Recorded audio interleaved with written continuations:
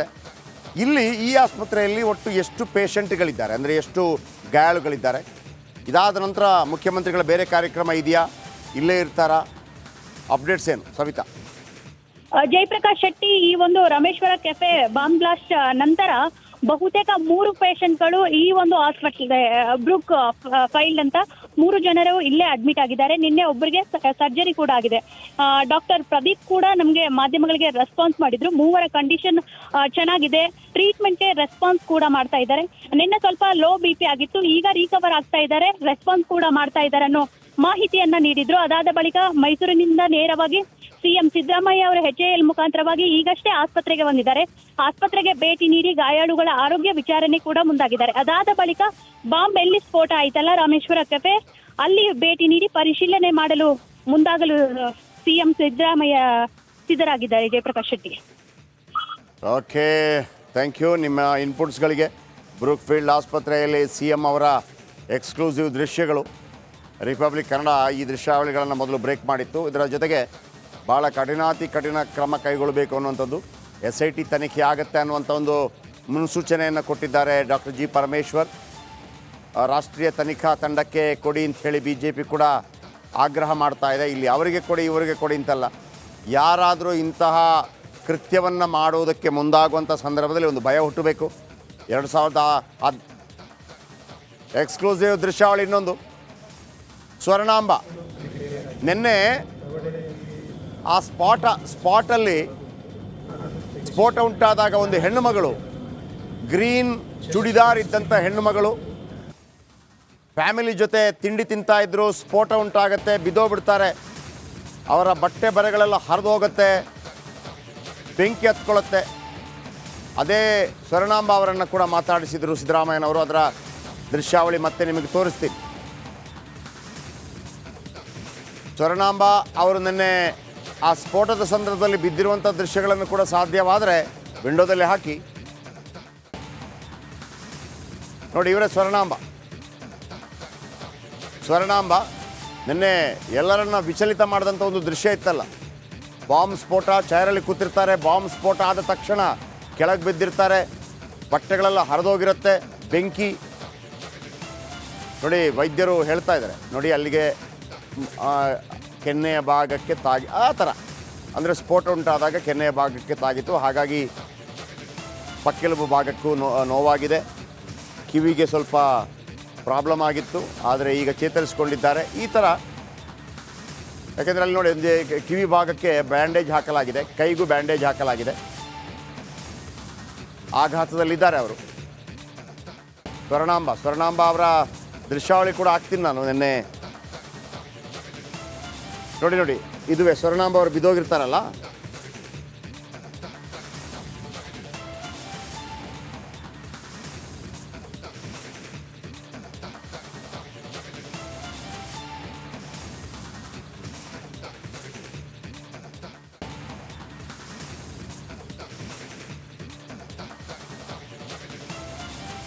ಇದನ್ನು ನೋಡಿ.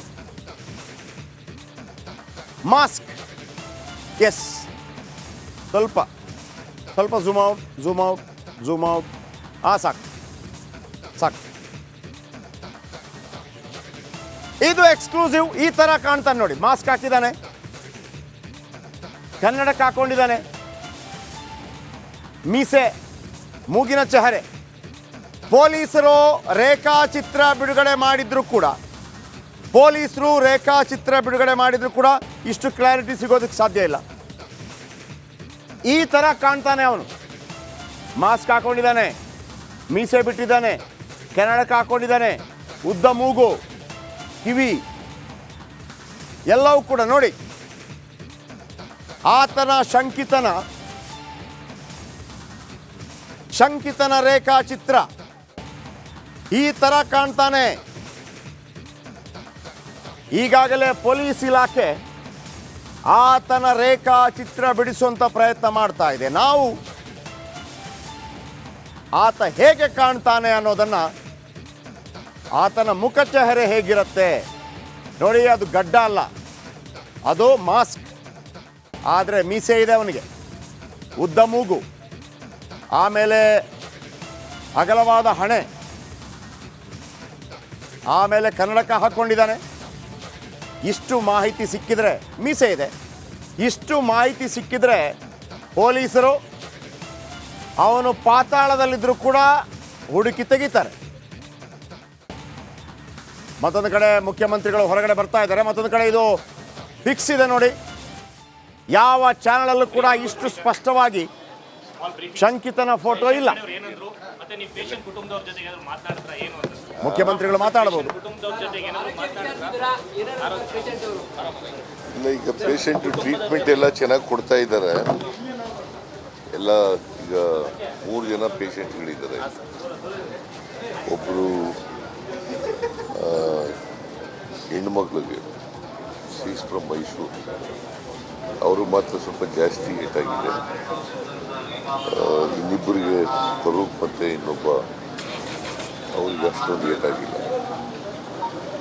ಸೊ ಒಬ್ಬರಿಗೆ ಡಿಸ್ಚಾರ್ಜ್ ಮಾಡ್ತಾರೆ ಇವತ್ತು. ಹೌದು ಸರ್. ದೀಪಾಂಶು ಪೇಷಂಟ್ನ ಇವತ್ತು ಸಾಯಂಕಾಲ ಡಿಸ್ಚಾರ್ಜ್ ಮಾಡ್ತಾ ಇದ್ದೀವಿ. ಇವತ್ತು ಸಾಯಂಕಾಲ ಒಬ್ಬರಿಗೆ ಡಿಸ್ಚಾರ್ಜ್ ಮಾಡ್ತಾರೆ. ಸೊ ಇನ್ನೊಬ್ಬರು ಫರೂಕನವ್ರು ಯಾವಾಗ ಮಾಡ್ತೀವಿ? ನಾಳೆ ನಾಳೆ ಅಥವಾ ನಾಳಿದ್ದು ಫರೂಕನವನಿಗೆ ಡಿಸ್ಚಾರ್ಜ್ ಮಾಡ್ತೀವಿ. ಫರೂಕನವನು ಎಂಪ್ಲಾಯಿ ಅಲ್ಲೇ ಹೋಟೆಲ್ ಕೆಫೆ. ಇನ್ನಿಬ್ಬರು ಪ್ರೈವೇಟ್ ಇದರಲ್ಲಿ ಕೆಲಸ ಮಾಡ್ತಾ ಇರ್ತಾರೆ. ಅಮೆಝಾನ್. ಸೊ ಅದು ಬ್ಲಾಸ್ಟ್ ಆದಾಗ ಇದಾಗಿದೆ, ಸ್ವಲ್ಪ ಏಟಾಗಿದೆ. ICUನಲ್ಲಿ ಒಬ್ಬರೇ ಇರೋದು. ಸ್ವರ್ಣಾಂಬ. ಅದು ಸೀಸ್ ಫ್ರಮ್ ಮೈಸೂರು. ಬಟ್ ಎಲ್ಲ ಟ್ರೀಟ್ಮೆಂಟ್ ಎಲ್ಲ ಕೊಡ್ತಾ ಇದ್ದಾರೆ. ಅವರಿಗೆ ಬೆಸ್ಟ್ ಅವೈಲಬಲ್ ಟ್ರೀಟ್ಮೆಂಟು ಕೊಡಿ ಅಂತ ಹೇಳಿದ್ದೀನಿ ಡಾಕ್ಟರ್. ಚೆನ್ನಾಗಿ ರಿಕವರ್ ಆಗ್ತಾ ಇದ್ದಾರೆ. They are responding very well and they are recovering. ಸರಿಯಾದ ಎಲ್ಲ ಖರ್ಚುಗಳನ್ನು ಸರ್ಕಾರ ನೋಡ್ಕೊತಾರೆ.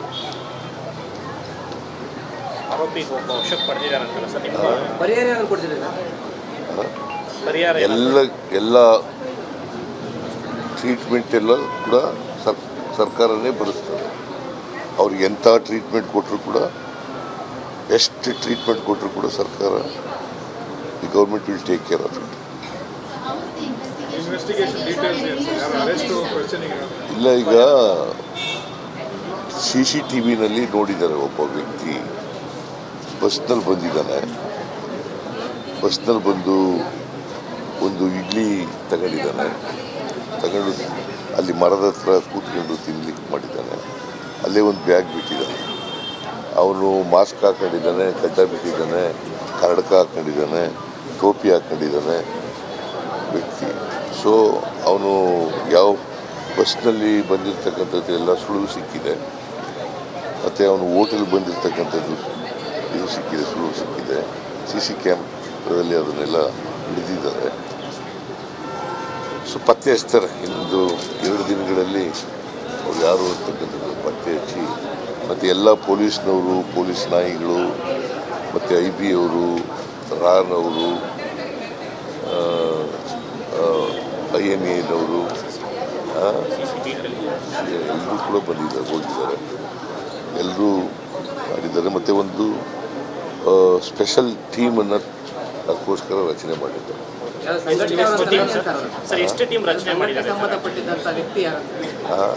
ಅದೇ ವ್ಯಕ್ತಿ ಗೊತ್ತಾಗಿಲ್ವಲ್ಲಪ್ಪ. ಇನ್ನು ಅವ್ನು ಮತ್ತೆ ಅರೆಸ್ಟ್ ಆದ್ಮೇಲೆ ತಾನೇ ಗೊತ್ತಾಗೋದು ಯಾರು ಏನು ಅನ್ನೋದು. ಮೀಟಿಂಗ್ ಕರೆದಿದ್ದೀನಿ. ಬಿಜೆಪಿ ಆರೋಪ ಮಾಡ್ತಾರೆ ಸೆಕ್ಯೂರಿಟಿ ಲ್ಯಾಬ್ಸ್ ಆಗಿದೆ ಸ್ಟೇಟ್ ಅಲ್ಲಿ ಕಂಟಿನ್ಯೂಸ್ ಈಗ ಅವ್ರ ಕಾಲದಲ್ಲಿ ಆಗಿತ್ತಲ್ಲ, ಏನಾಗಿ ಅವ್ರ ಕಾಲದಲ್ಲಿ ಸೆಕ್ಯೂರಿಟಿ ಫೇಲ್ ಆಗಿತ್ತ? ಹಾಗಾದರೆ IB, ರಾ, ಆಮೇಲೆ INA ಎಲ್ಲ ಇರೋದು ಇಲ್ಲೇ ಇರೋದಲ್ವ? ಅವ್ರ ಫೇಲ್ಯೂರ್ ಇರಬೇಕಲ್ಲ. ಹಾಗಾದ್ರೆ ಅವ್ರ ಫೇಲ್ಯೂರ್ ಇರಬೇಕಲ್ವೇನ್ರಿ? ಅವೆಲ್ಲ ಯಾರ ಕೈನಲ್ಲಿರೋದು? IB ಯಾರ ಕೈನಲ್ಲಿರೋದಿದೆ? ಮತ್ತು ಅವ್ರ ಫೇಲ್ಯೂರ್ ಅಲ್ವಾ? ಇಟ್ಸ್ ನಾಟ್ ಎ ಫೇಲ್ಯೂರ್ ಅನ್ನೋದಕ್ಕಿಂತ ಮುಂಚಿತವಾಗಿ ಯಾಕೆ ಮಾಡಿದ್ದಾರೆ, ಯಾರು ಮಾಡಿದ್ದಾರೆ, ಏನು ಕಾರಣ ಏನು, ಇವೆಲ್ಲ ಇನ್ವೆಸ್ಟಿಗೇಷನ್ ನಡೀತಾ ಇದೆ. Investigation is in progress. ಪ್ರಮುಖವಾಗಿ ಬಿಜೆಪಿ ಹೇಳೋದು ಆ ಆಂಗಲ್ನಲ್ಲೂ ಕೂಡ ನೋಡ್ತಾ ಇದ್ದಾರೆ. ಆ ಆಂಗಲ್ನಲ್ಲೂ ಕೂಡ ಮ್ಯಾಂಗ್ಳೂರ್ ಬ್ಲಾಸ್ಟು ಇದಕ್ಕೂ ಏನಾದರೂ ಸಂಬಂಧ ಇದೆಯಾ, ಆ ಎವಿಡೆನ್ಸ್ ಎಲ್ಲ ಕಲೆಕ್ಟ್ ಮಾಡ್ತಾ ಇದ್ದಾರೆ. ಅದರಿಂದ ಏನು ಇನ್ನೂ ಗೊತ್ತಾಗಬೇಕಲ್ಲ. ಈಗ ಆರ್ಗನೈಸ್ಡ್ ಆಗಿ ತುಂಬ ಪ್ರೊಫೆಷನಲ್ ಆಗಿ ಮಾಡಿರೋಂಥ ಕಂಡು ಬರ್ತಾ ಇದೆ.